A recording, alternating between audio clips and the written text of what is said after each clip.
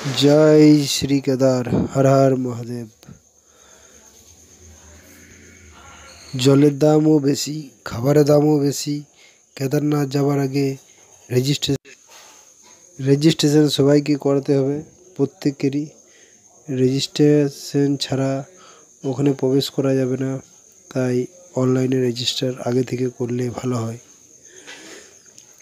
সোনপ্রয়াগ এটা ভৈরবনাথের মন্দির যাওয়ার রাস্তা, যেটা কেদারনাথ থেকে আরও উপরে যেতে হয়। এটা মেন রাস্তা, প্রায় 3-4 কিলোমিটার হবে কেদারনাথ থেকে, আরও পাহাড়ের উপরে।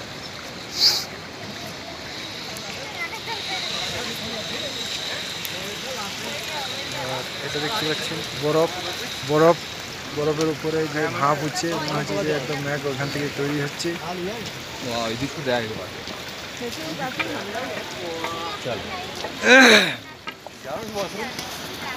খুব সুন্দর, মনে হবে যে স্বর্গের মতন একটা জায়গায় এসেছি, না এলে বুঝতে পারবেন না।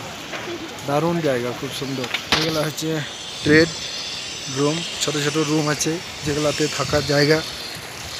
হ্যাঁ, পার হেড 300-250 এরকম আছে। রুমও নিতে পারেন, রুম আছে। রুমের রেট বেশি আছে, বা এখানে ট্রেড প্রায় অনেক আছে, প্রচুর, প্রায় 10,000-এর বেশি হবে কমসে কম। এই যে থাকার জায়গা, ছোটো ছোটো রুম করা আছে।